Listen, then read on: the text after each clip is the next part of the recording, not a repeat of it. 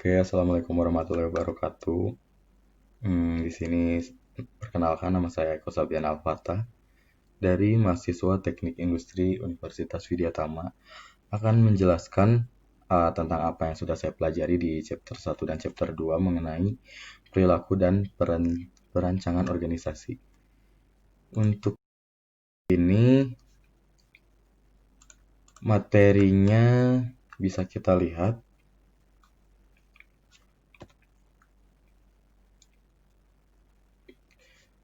Chapter 1 mengenai pengenalan konsep perilaku dan organisasi. Sebelumnya kita harus mengetahui dulu apa definisi dari perilaku organisasi. Definisi dari perilaku organisasi adalah meliputi faktor-faktor yang mempengaruhi bagaimana orang sebagai individu maupun sebagai anggota kelompok berperilaku dalam organisasi, serta pengaruhnya terhadap struktur organisasi. Di dalam lingkungan kerja tentunya organisasi-organisasi atau mungkin yang bisa kita kenal dengan departemen mutunya. Kalau misalkan ada nih di sebuah pabrik itu tentunya ada departemen quality control yang utama, lalu departemen PPIC, departemen produksi, dan juga departemen maintenance untuk secara teknis. Tapi untuk yang non teknisnya bisa kita kenal dengan accounting, finance, HRD, lalu ada juga purchasing, ada juga dokumen kontrol. Nah, masing-masing departemen tersebut itu tentunya memiliki struktur organisasi mulai dari kepalanya, wakil, admin, dan juga member-membernya yang bekerja di lapangan. Dalam berorganisasi, struktur itu bisa kita kenal juga dengan hierarki atau aturannya dari bagian atas sampai bagian bawah, bagaimana job desk-nya itu berjalan sesuai dengan hierarki.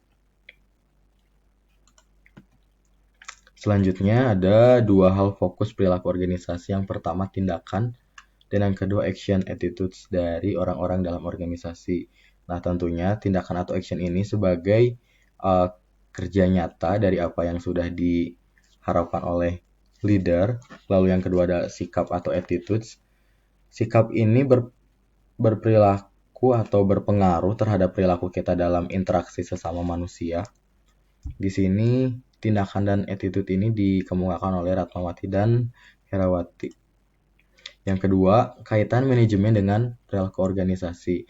Nah, setiap departemen itu tentunya memiliki kepala bagian. Kepala bagian tersebut memiliki atasannya lagi. Ada yang disebut sebagai manajer departemen atau juga yang disebut sebagai factory manager. Nah, keduanya itu memiliki peranan yang berbeda, tetapi memiliki kata yang sama, diawali dengan kata manajer. Manajer atau manajemen. Para ahli manajemen menyatakan bantuan orang lain. Manajemen merupakan pendaya gunaan manusia, yaitu para karyawan, dengan cara paling baik untuk dapat mencapai tujuan organisasi. Secara ringkas, hal-hal mengenai manajemen dapat diuraikan sebagai berikut.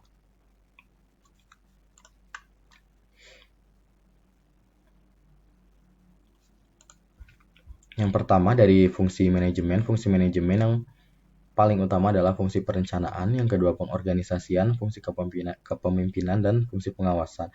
Untuk fungsi perencanaan, seorang manajer tentunya memiliki master plan yang akan dilakukan untuk kedepannya, untuk perkembangan dari organisasi yang kita pimpin. Yang kedua pengorganisasian, fungsi pengorganisasian ini lebih tepat atau berkaitan erat dengan bagaimana seorang pemimpin bisa mengatur organisasinya. Terus yang kedua kepemimpinan ini hampir menyerupai tentang fungsi berorganisasian, hanya perbedaannya kepemimpinan ini lebih memiliki tanggung jawab yang lebih untuk fungsi kepemimpinan. Yang terakhir ada fungsi pengawasan. Fungsi pengawasan dari apa yang sudah direncanakan oleh manajer lalu disampaikan oleh manajer, selanjutnya akan diawasi apakah anak buah itu melakukan pekerjaan yang sesuai dengan instruksi dan arahan manajer atau tidak.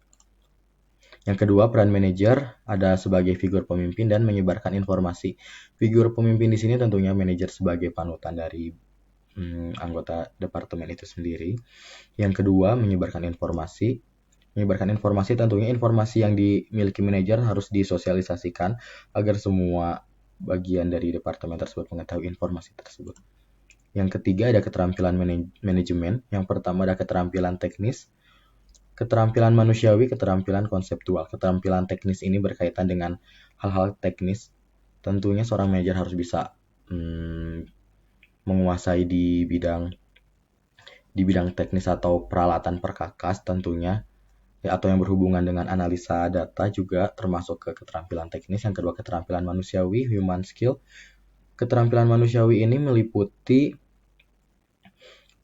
tentang bagaimana manajer memperlakukan bagian dari departemen tersebut. Yang ketiga ada keterampilan konseptual, tentunya sebagai manajer selain punya kemampuan praktek harus memiliki kemampuan di bidang teori.